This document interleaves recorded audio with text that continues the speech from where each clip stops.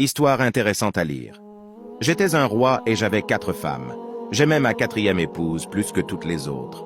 Je lui donnais de jolis présents et l'entourais de beaucoup de soins. Je la comblais de ceux qu'il y avait de meilleurs. J'aimais aussi ma 3e épouse. Je la présentais avec fierté au roi voisin. Mais j'avais peur qu'elle ne parte un jour avec l'un d'eux. Ma 2e épouse était ma confidente. Chaque fois qu'il y avait un problème, je lui en parlais. Ma 1re épouse était ma compagne la plus loyale. C'est avec elle que j'ai construit mon royaume.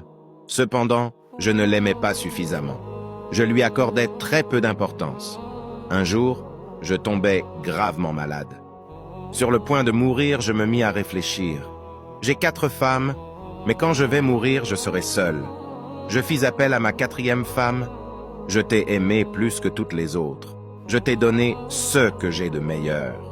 Maintenant que je suis en train de mourir, voudrais-tu venir avec moi? Voudrais-tu être ma compagne pour toujours? Tu es fou?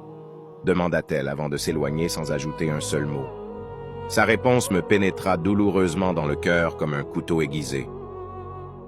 Je fis appel à ma 3e épouse. Je t'ai aimé toute ma vie. Maintenant que je suis en train de mourir, es-tu disposé à me suivre? Non, répondit-elle. La vie est trop belle. Quand tu seras mort, je vais me remarier. Cette réponse me surprit et me rendit davantage triste. Ma 2e épouse vint à son tour. Je suis toujours venu vers toi dans mes moments les plus difficiles et tu m'as toujours aidé. Maintenant, je vais mourir. Veux-tu me suivre? Elle me regarda un court instant et dit « Je regrette vraiment de ne pas pouvoir te suivre, mais je te promets de te faire une très belle cérémonie d'enterrement. » J'étais désemparé. Toute ma vie, je m'étais trompé sur les sentiments de mes épouses. J'entendis alors une voix qui disait « Moi, j'irai avec toi. Je te suivrai partout où tu iras. » C'était ma 1re épouse qui venait de parler. Je la regardais et j'eus honte. Elle était maigre, malade, résignée.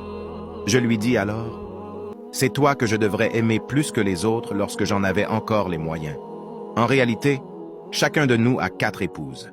Notre 4e épouse est notre corps. Quel que soit le soin que nous lui apportons, il nous laissera le jour de notre mort. Notre 3e épouse est notre richesse et notre situation sociale. À notre mort, nous n'emportons rien avec nous. Notre 2e épouse, ce sont nos amis et notre famille. Ils sont d'un grand appui pour nous. Mais le jour de notre mort, tout ce qu'ils peuvent faire pour nous, c'est d'organiser nos funérailles. Notre 1re épouse, c'est notre âme, que nous oublions souvent et que nous traitons si mal. Et pourtant, elle est la seule qui nous accompagnera en tout lieu. Prenons le temps de la soigner et de l'entretenir pour qu'elle soit belle et saine. Maintenant, c'est le plus grand cadeau que tu puisses offrir au monde. Fais-la briller. Si tu es convaincu, alors nourris-la par la parole de Dieu. Aime demeurer dans la présence de Dieu par la prière et la louange. Filtre tes pensées et ne laisse pas n'importe quoi y pénétrer. Vis dans l'obéissance à Dieu et sache que tout dans ce monde est vanité, car la seule chose qui te restera devant Dieu est ton âme. J'ai pensé à ton âme. Toi aussi, pense à ton âme et à d'autres qui ont besoin de ce message. En partageant ce message, beaucoup prendront conscience et tu les aideras à ne pas oublier l'essentiel.